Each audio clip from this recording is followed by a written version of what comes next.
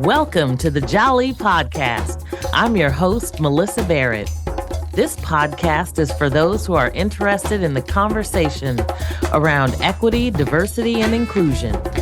Each week, I'll be interviewing a guest who has something special to share or is actively part of building solutions in the space. Let's get started. Retired Lieutenant Colonel Kathy Gallowitz.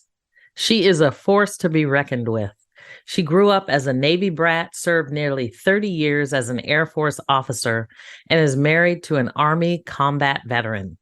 She's the founder and CEO of Vanguard Veteran, LLC, author of Beyond Thank You for Your Service, the Veteran Champion Handbook for Civilians, and has master's degrees in nursing and political science. She is an award-winning businesswoman with firsthand experience hiring veterans, and she coaches employers on how to excel with hiring and retaining veteran talent in ways that strengthens their workforce. Her Veteran Talent Academy equips employers to find, hire, and leverage veteran skill sets. Kathy also equips volunteer faith community leaders to build military ministries to cultivate mutual support, a sense of belonging, and a spiritual resiliency for military-connected people. You can learn more by going to vanguardveteran.com. President Harry S. Truman led the effort to establish a single holiday for citizens to come together and thank our military members for their patriotic service in support of our country. I thought it was a perfect time to launch this episode and let you hear from Kathy Gallowitz. I am excited again this week, as I am every week, to have a wonderful, fabulous person that we had the pleasure to meet, Kathy Gallowitz with Vanguard Veteran. And I am just excited to talk to you about not only your military service and all of the things that you have been doing, but I love the fact that you even have a book out called Beyond Thank You for Your Service, because I know that's kind of one of my go-to is thank you for your service. But it's like, what else could I be doing? Should I be doing? And I am so excited to talk to you and hear about all the things that you're doing.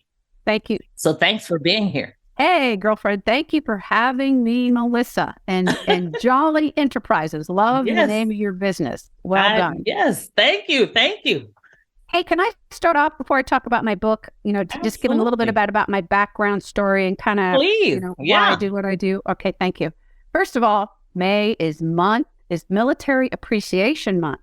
Awesome. All month long, well, almost all month long, there are lots of days commemorating different aspects of the military. May 12th is Military Appreciation Month. They are definitely warriors in their own right because of the support and sacrifice they give their military members. So if you know one, get out there and thank them or do more. Or do my son and daughter-in-law. There you go. So the 20th of May is Armed Forces Day, celebrating those who are currently serving, your son, and then your daughter-in-law military spouse. She's got 2 days that really she could be thanked. Celebrated, yes. Celebrated. I love that. And then 29 May is Memorial Day, honoring those that we have lost. So this is a really special month. And I hope that anybody listening will celebrate military-connected people every day. But on the 12th, on the 20th, and on the 29th, you have even more special reasons to do that. Okay. With that background, I'm going to tell you that I grew up in a Navy family. My dad was a pilot and a communications engineer. I lived overseas with him, I'd say about 5 to 6 years. Went to a French-speaking preschool. And were you in France or? In Paris, France. Yes, ma'am. Nice. Okay. And we left right when President de Gaulle said it's time for all you Americans to leave. So we did. The longest place I ever lived was in Fairfax, Virginia for 7 years.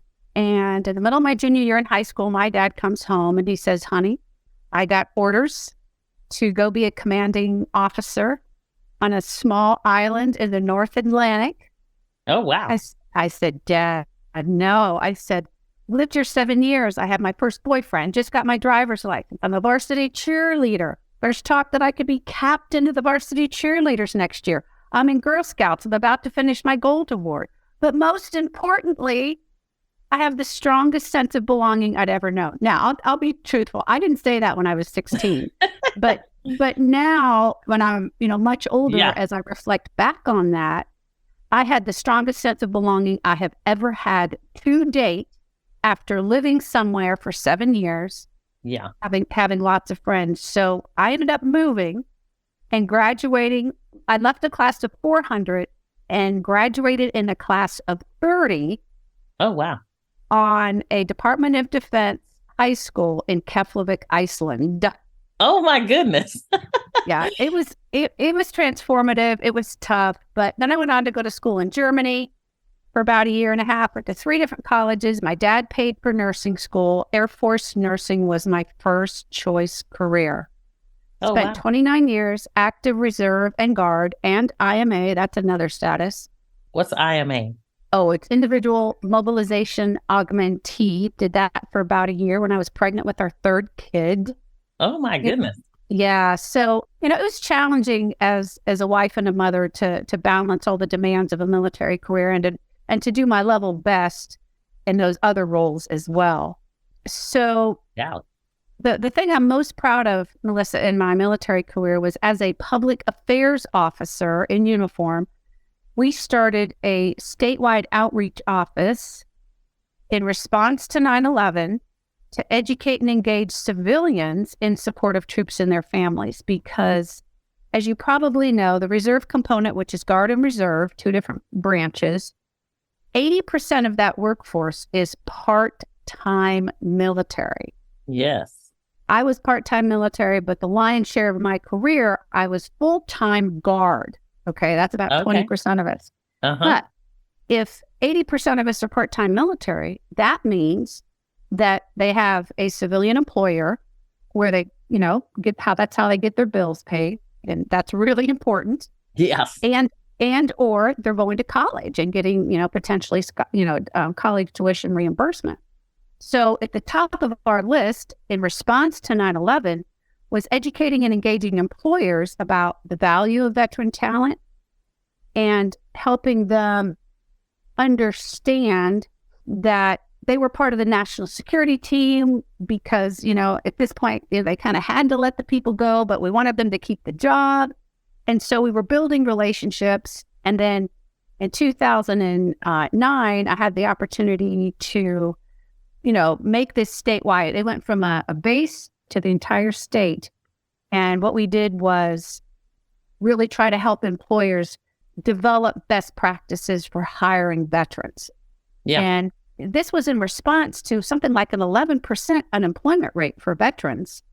And then, the hero on the stage really is the U.S. Chamber of Commerce and Hiring Our Heroes. They started a nationwide program that's now embracing military spouses to help job seekers prepare better, but, and also help employers. So when I retired in 2016, we had reached out to employers and healthcare providers and educators and lawyers and leaders of diversity inclusion and as well as clergy. And so when I retired, it was me. I said, I'm going to narrow it down to employers and clergy because I think those 2 stakeholder groups, if you will, have the biggest opportunity really to influence quality of life of our veterans and their families. And by so doing, improve workforce and community. So it's a win-win-win when civilians are brought on board. So the book called Beyond Thank You for Your Service, the Veteran Champion Handbook for Civilians, showcases predominantly Ohioans, about 20 Ohioans, who truly did improve quality of life, workforce, and community by doing small things. No action is too small. Everybody can do something. Yes. Or if you have a big title and a big center of influence, some of the big things that these civilian veteran champions do. And I'm always trying to hunker down to the practical stuff. Okay, theory and knowledge is good, but actions is where it's at. Okay. Actions is what make the difference, right? Actions are stronger than words, right? Definitely. So for each story, these civilian veteran champions offer tangible actions that you can take from your perspective to be that civilian veteran champion. It also talks a little bit about my story growing up in a Navy family, working around 85% men my entire adult life. And, it's really interesting, if you reflect on, okay, well, why am I the way I am? And was that military service? Was that family of origin? Well, that was military service too. Was that current family? Well, that's military too. So in my case, the military, influenced everything about me. So, did you marry military as well? Or? My first husband was not career, but he was in the Air Force. I married an Air Force physician, go figure, as a nurse. And now I am married to a career active Army soldier with 4 combat tours. Oh, wow. Yes. I have a lens. Yes. Some level of understanding from a lot of different vantage points. And so I think it's probably safe to say, Melyssa, that most things about me have been influenced by military service. And so I want to share that with our citizenry and help them do more. So, and I know you talk a lot about kind of, corporations and clergy really understanding the value of our veterans. There you go. So, and I know you've done a lot in recruiting as well, to make sure that veterans and their wives have the opportunity to be hired and employed. Are there specific things that maybe you can highlight in terms of, like what are some tips and tools that people might want to think about? Okay, I'd like to offer tips and tools to the business community, to civilian employers, to help them excel with veteran hiring and retention. Okay. First of all, there's an incredible return on investment. All right. Absolutely. Research over and over shows show up to work on time, or mission focused, productive, loyal, tech savvy, know how to work in chaotic times or manage risk. The Society of Human Resource Management captures a lot of that information, as does the Institute of Veterans and Military Families. So that's a civilian reference, and that's more of a military reference. So it's got to be good, right? But I highly encourage anyone who's listening, who's involved in talent attraction, hiring managers, HR professionals, DE&I, right? Yeah. Work to attract this talent to your company and learn about military culture so that you can be more sensitive, culturally aware, which is what we all want in the DE&I world. We want that generally in life and country, or at least we should, right? Absolutely. And when really only 3 out of 10 of us in our society are even eligible for military service because of things like ability to pass the tests, the intellectual tests, ability to pass the physical fitness tests, health restrictions, legal restrictions.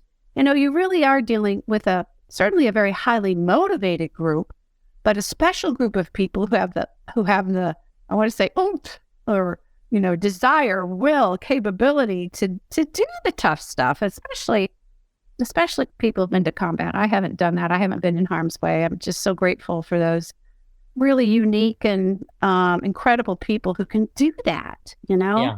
My husband is one of them. And so, veteran hiring is not charitable work. You don't do it because it's the right thing to do necessarily. You do it because you have an incredible worker. Yeah. You have an incredible worker who's going to help bring your workforce into the future, right? They understand policies and procedures. They understand change. They're highly adaptable. Okay. So other tips and tricks are look in your veteran community and start being known in it. Okay. Find sources of veteran talent, either at agencies or nonprofits or, special service related groups. I know kind of where to send everybody to look for those, and hunker down for the long haul. Be proactive. And the recruiting strategies that I talk about work not only for veterans, they work for other groups of people that might not be obvious or underfoot, if you will, right? Yeah. And if you do well at going beyond sourcing and being more of a resource, being a resource to that talent, holy cow. The beautiful thing about the military population is that we are a tight-knit group, especially the guys. They are battle buddies. We are tribe. And it's very real, Melyssa. It's very real. We have so much in common, so much familiarity, and a strong bond. And so guess what? If you do well by one or two of those people, their tribe is going to be paying attention, right?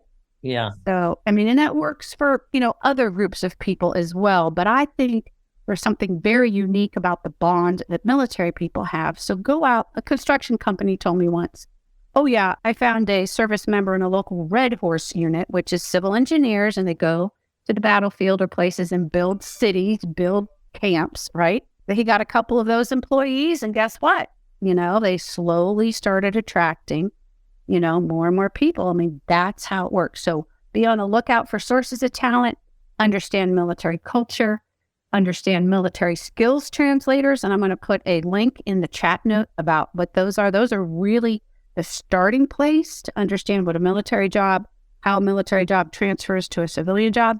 But there's more to it than that. There's levels of responsibility. There's rank, right? So, you got to consider the totality of it, the person's interests, because, when you serve in the military, you may not get to serve in a place that really is your strength or that really excites you. So a lot of military people want to do something different, or they're still in an exploration mode of, okay, well, what do I really care about? Who am I really? Where do I really want to be? And what do I really want to do for the rest of my life? Because in the military, you're pretty well, you get a wish list, but oftentimes, depending on the needs in the military, that wish list is not honored. I mean, how about your son? Did he get to go work or be where he wanted to do the kind of job he really wanted?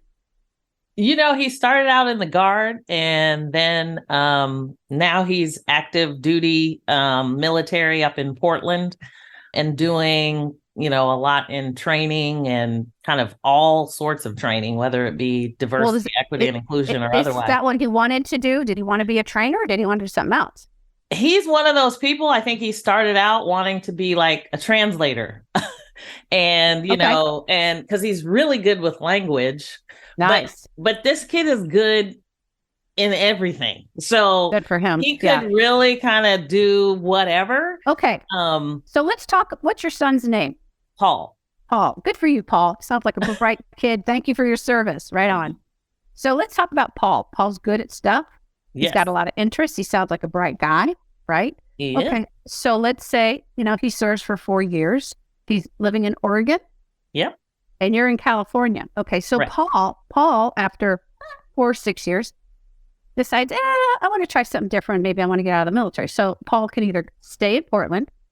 He can, take a job anywhere else that, and he's looking for a great opportunity. Or he say, I miss my mom. Honestly, good thing. I want to come back home and be near my family, right? Well, no matter where he goes, in that scenario, he has lost his tribe, okay? He has lost his network.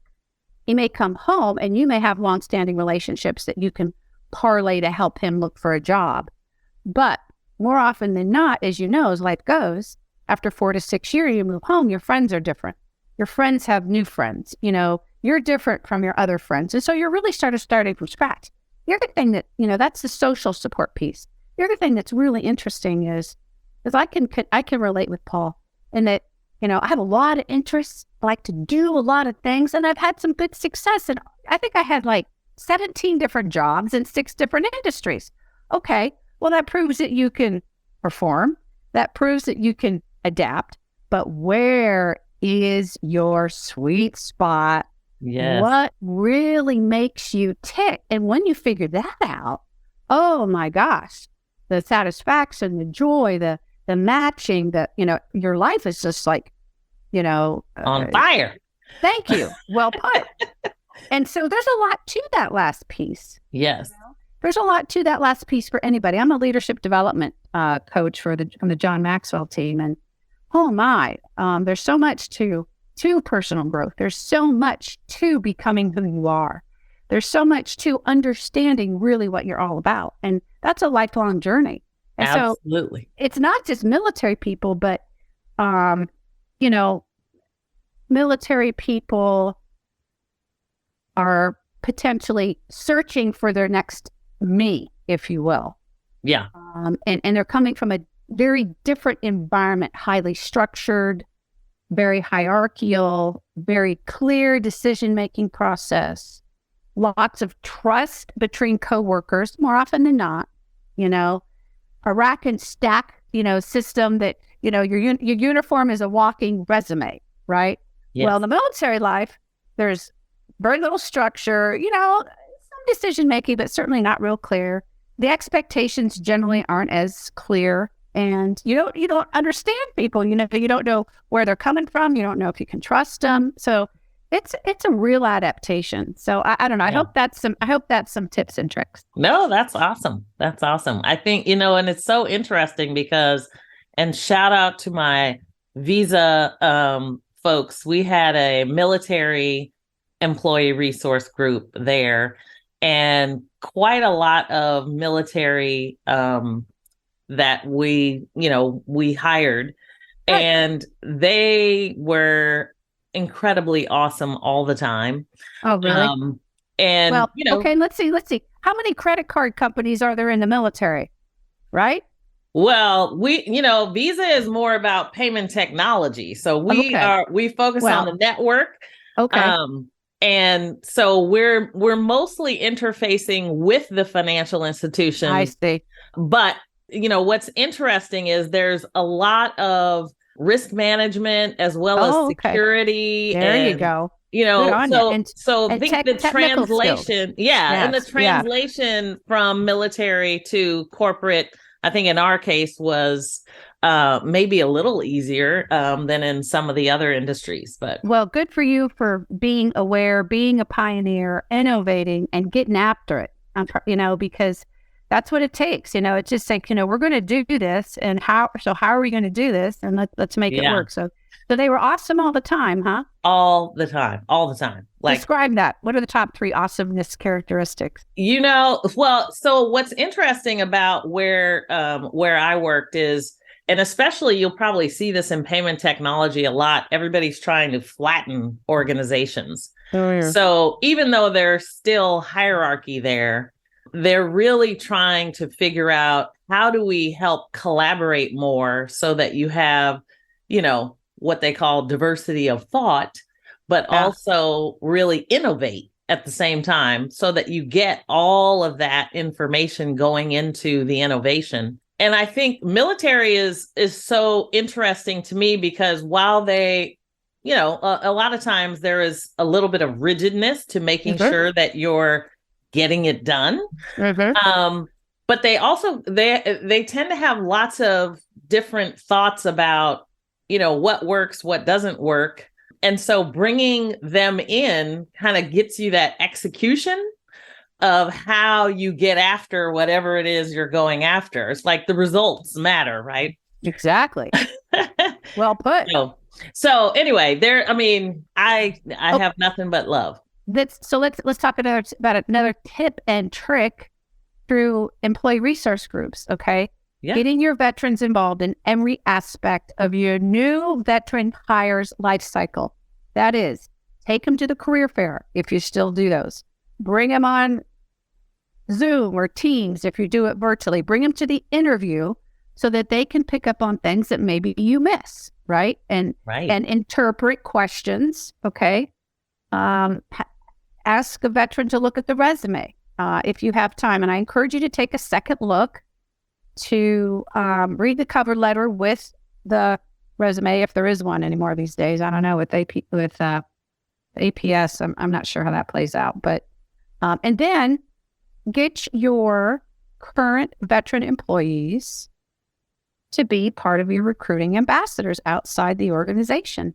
Deploy them strategically, if you will. Get them involved in veteran organizations, wearing your company t-shirt and speaking boldly about what a great culture, what a great company you have.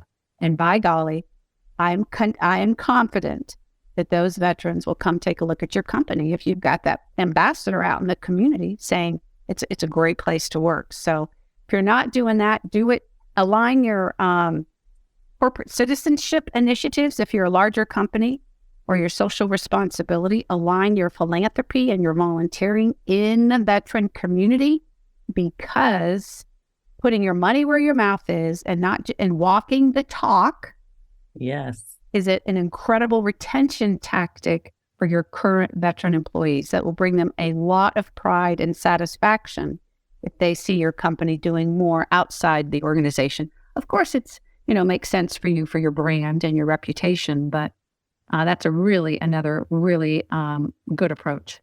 Well, and I would say if you're struggling with your employee resource groups, get the veterans involved. Thank you. Because Right they on. will actually broaden your horizon and kind of make that culture change in a lot of cases. And that's another really important piece about military culture, if you will, and that is ask the veteran to contribute.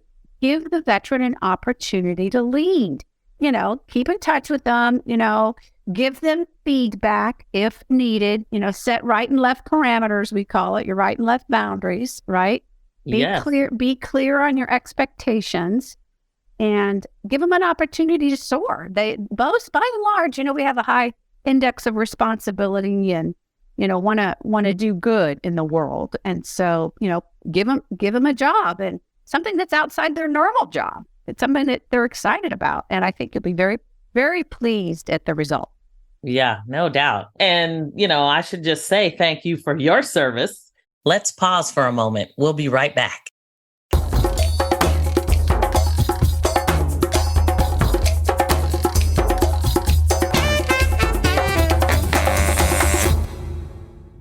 I love the fact that you have this book on Beyond Thank You for Your Service. Okay. Can you talk a little bit about veteran champions and, like in terms of being a civilian organization and trying to make sure that we cultivate veteran champions?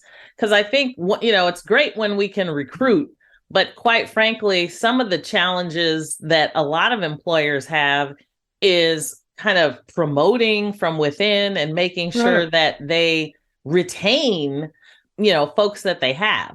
Okay. Couple quick thoughts and we can, I just don't want to lose them. In terms of championing the aptitude of a veteran, really helpful to have professional development, coaching, mentorship in the company, a pathway for advancement, those kinds of things. It's really great for all employees, but in particular veterans, because it's clear to us in the military how to advance, what we need to do to get the next promotion, financially, rank, or whatever, right? Right. And so that's really in the company's best interest to retain that talent. Be willing to hire for aptitude and train. We just do so much training. We train and train and train and train and train some more and train and train and train some more. And so we know how to train and do, right? So that's another way to be a champion. Again, I keep emphasizing understanding military culture. Understand that I heard one story one time, a military person just got hired and goes and sits in his cubicle and puts his head down and pounds away on the computer to get the job done. You get her done, right? It's the results, it's the outcome that matters. Well, he's forgetting, okay, I should probably talk to somebody once in a while. I should probably I should probably try to let people get to know me. And, I hate to do this networking thing. It's not really me, but, we can tend to overemphasize the task and underemphasize just relaxing and being social. I mean, we're not flexibility. Yeah. Well, and, we're not antisocial, don't get me wrong, but a military person feels disconnected from mainstream America, especially when they're new in the workforce. But I've heard people tell me, I had a guy who worked at a big corporation. He says, I've been here 6 years and I still feel like a fish out of water. Yeah. But okay, so that's a little bit about military culture. But the other thing I want to touch on is, what do you say? The background is we appreciate you recognizing our service. That is awesome. And we are so darn lucky that we live in a society that does that as compared to the Vietnam vets and this just frankly the horrific circumstances that they faced when they came home. That's just tragic. I'm also a speaker, love to give speeches to veteran employee resource groups, business groups, faith groups. So one veteran employee resource group wanted to talk about this. What do we say? Do we say thank you for your service? Because sometimes people look at us cross-eyed, right? Well, I think, first of all, that's more unusual than common, okay? Yeah. But especially, depending on, I never been to combat, so I don't have that lens, okay? I'm grateful when someone says thank you, but because military people already feel disconnected, they feel misunderstood, there may be some wounds of war that they're working through, not only wounds of war, but okay, before the age of 35, I'd lived in at least 20 different communities. Okay. Right.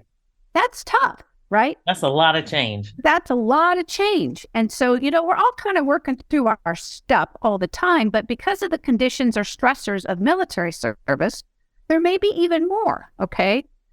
I think it's also first of all, most important thing is be sincere. Yeah. Veterans have a very low threshold. We call it a very low BS meter. They can sniff out insincerity in a freaking heartbeat. Okay. So sincerity is key. Authenticity. If you'd like us to go a little bit further, you could say, thank you for your service and sacrifice. I'm really grateful. Look them square in the eyes, give them a good firm handshake. Show them that you mean it. Okay. It's not a platitude, right? Right. Another really beautiful way to frame it is, thank you for wearing the uniform. That is magical. And that wasn't my idea. It came from a female veteran who's a podcast host. And what that means to me, Melyssa, is that civilian has some level of understanding of what it means to me to put on that uniform.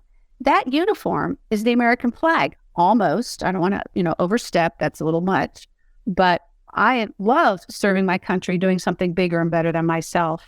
I'm willing to defend and to protect freedom. That's what I'm willing to raise my right hand and swear to protect the Constitution of the United States of America. When I wear that uniform, I'm willing to take a physical fitness test to get my butt out of bed and, get ready and exercise and try to keep my weight down. And I'm willing to live by the core values and the creeds and the warrior ethos. There you go. Wearing the uniform means a lot to people who have worn it. And, it's better if you understand what that means to the person, but it's also, gosh, that's pretty insightful of you to say something like that for me. Yeah. The other thing is know how to connect with veterans. We're slow to trust. Do the softball, easy questions, small talk. We're probably not very good at small talk in return, but, just take time getting to know that person and ask how they're doing. Or, a good question is, how's your adjustment going after you left military service? And listen, good eye contact. Just good communication skills. They can tell if you're just, again, blowing smoke, so to speak. Right. And then once they tell you how it's going, maybe you can ask, is there anything I can do? Yes. Do to support you? Be careful though, because if you ask that question and you get an answer and you don't do it, oh boy, you're not going to build that. That's going to hurt your opportunity to build a trusting relationship. So if you offer, be prepared and willing to follow through. It's just right. It's just the right thing to do. But it's really important for someone who's lost their tribe, who feels disconnected, who may be dealing with stressors of military service or invisible or visible wounds of combat, so. Yeah. Mental or physical, right? Yeah. Be sincere and follow through. It's good practice for anybody, particularly appreciated and needed with veterans.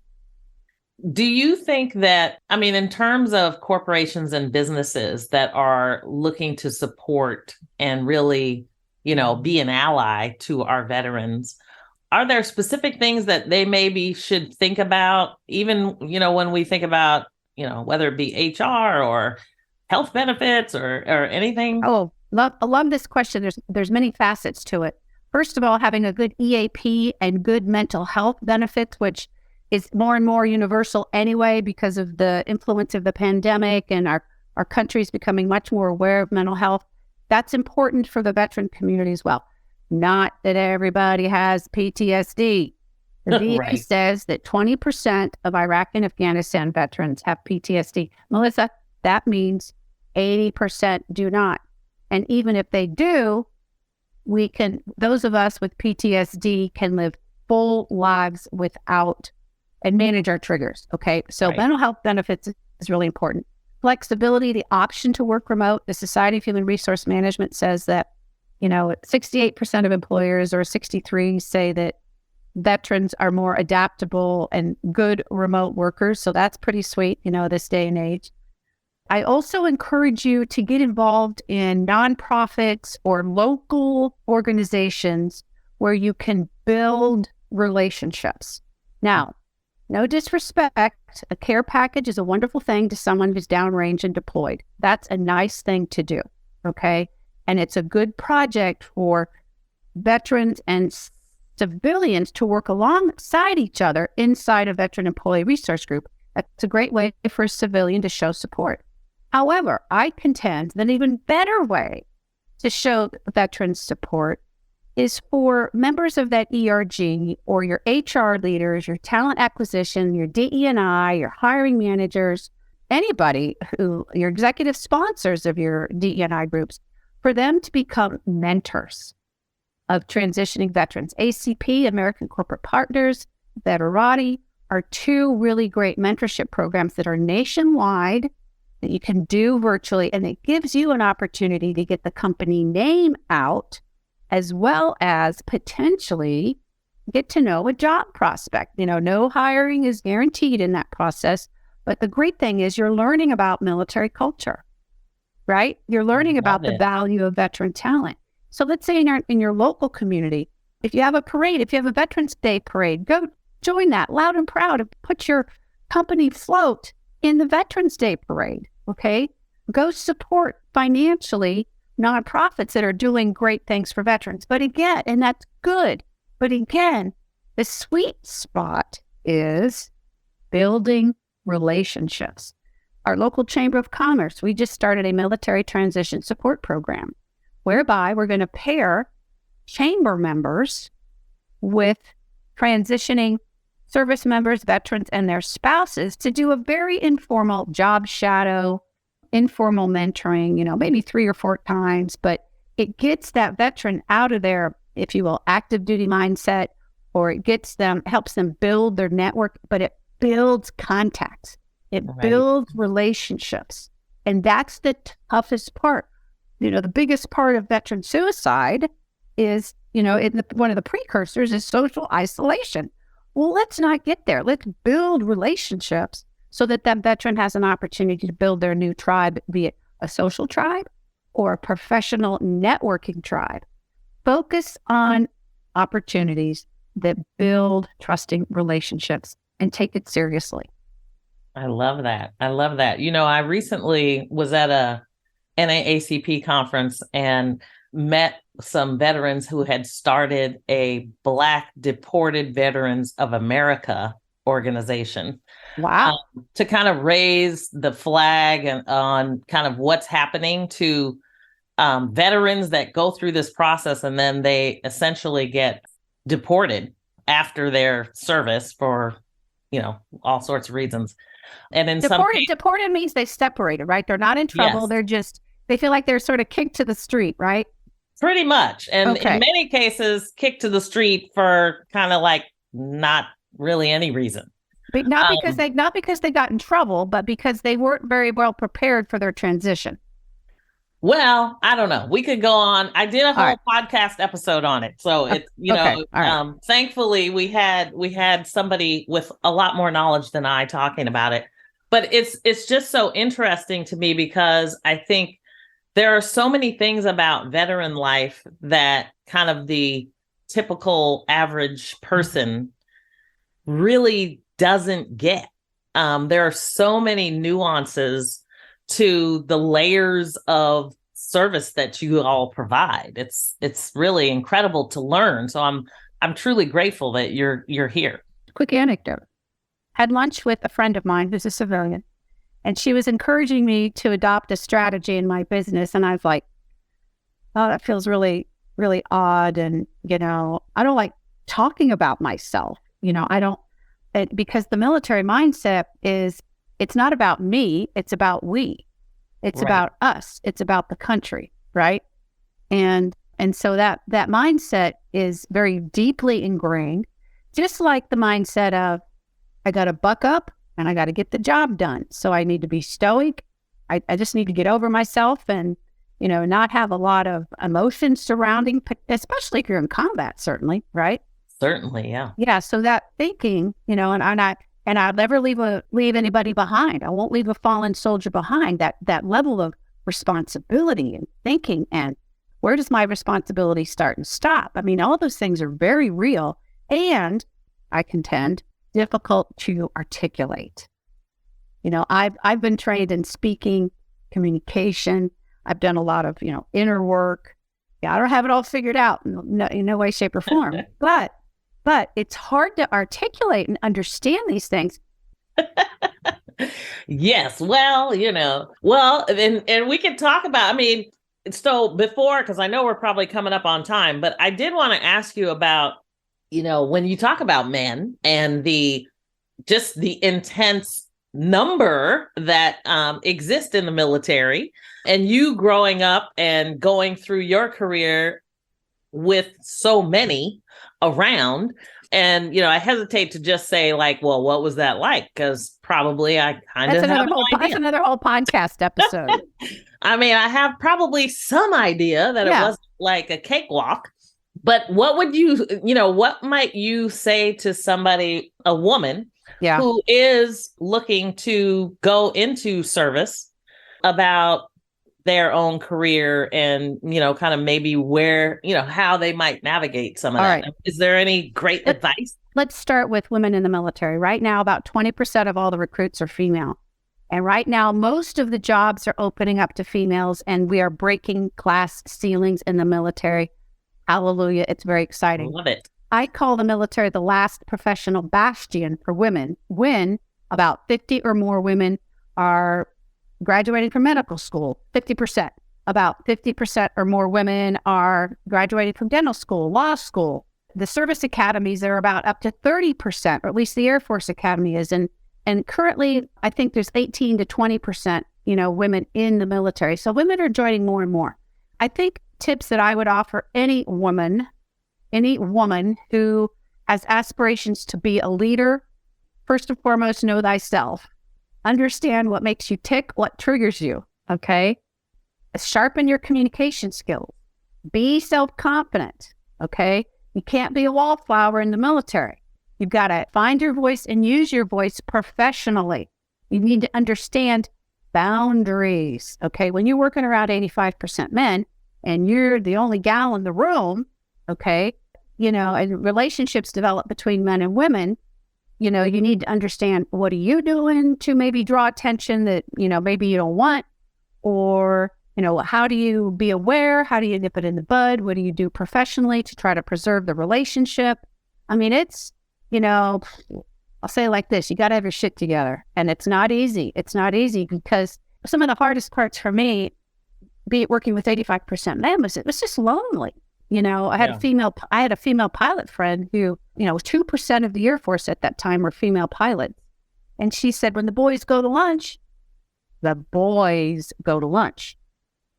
more often than not, in my full-time guard job, I went to lunch alone, right? Because not only is there the gender thing, you have those relationships get messy fast. There's the gender complexity, but then there's the rank complexity. I was always an officer. Enlisted people and officers truly aren't supposed to fraternize, because it potentially gets in the way of military discipline. So that's another difficult thing to manage. So, so you have to, having good civilian, having good support systems and a strong faith certainly helps. It's a great opportunity with the leadership, the learning, the travel, the physical fitness, the education, the diversity of the people just brings tears to your eyes, because the way in which our citizens, our American citizens who choose to serve in the military, come from all walks of life, all backgrounds, and they're just rock solid people that you want to know and you want to work alongside. So and is it demanding? Yes, it's demanding. Does it help you become a better person? Yes. Does it teach you just a ton? Absolutely. So I highly encourage it for everyone, but those are some of the things you should bear in mind if you're going to join the military. But really, if you want to be a leader at all, those are important things to consider. Wow. Fantastic. Well, this has just been such an awesome conversation. And I know that you are doing a lot. So I want to make sure people know how to get hold of you, how to buy your book, like where do they go? Beyond, thank you for your service. The Veteran Champion Handbook for Civilians is available on Amazon. Please get it. If you love it, I'd appreciate a review on Amazon. And love to hear from you at Kathy with the K and a Y at vanguardveteran.com. Let me know what you think about the book. Let me know how I can serve you. I'm interested and would love to be a speaker for your next Veterans Day event, your leadership event for women, for your veteran employee resource group. What is a veteran champion? Tips and tricks for, hiring and retaining veterans, leadership concepts. I am helping employers build a more productive workforce by hiring veterans and leveraging their skill sets. I offer Veteran Talent Academy, a course a couple times a year, and will come alongside you and help you build connections in the veteran community, as well as strengthen your internal processes to be veteran ready. And last but not least, I love equipping civilians or volunteers, they could be civilians or veterans, but in this case, to help build military ministries in your place of congregation. This is a place, Melyssa, where military people can come together, share stories, share burdens, potentially get practical support. Yes. And foster a sense of belonging, so we decrease social isolation, build community, build that new tribe, and I contend help curb veteran suicide. So I'm going to send you a lot of links if you have interest in any of these things. I offer a monthly coaching call for people who are interested. You don't have to be a nurse. You don't have to be a counselor. You don't have to be a pastor. I'll come right alongside you and equip you with military culture, with some leadership ideas, and stay with you on a monthly basis as you build this incredible support system for military-connected people that at the end of the day, you're not there to fix. You're there to love on them and help them promote spiritual resiliency through your faith. It's just it's a magical thing. I'd love to come back and talk with you about women in the military, about military ministry. Yes, I would love that. Yeah, let's do it. Let's do it. Absolutely. And my website is vanguardveteran.com. All that stuff. Vanguardveteran.com. Very, that's right. All right. Awesome. Well, thank you so much, Kathy, for coming on and giving us such wonderful education. And I will say thank you for putting that uniform on. And I love the fact that I get to learn so much while I do this. So thank you so much. I love that. You honor me by returning that to me. Thank you, Melyssa. Yes. Thank you so much for being here. And I plan on making sure that people have access to all the links that you provide. So thank you.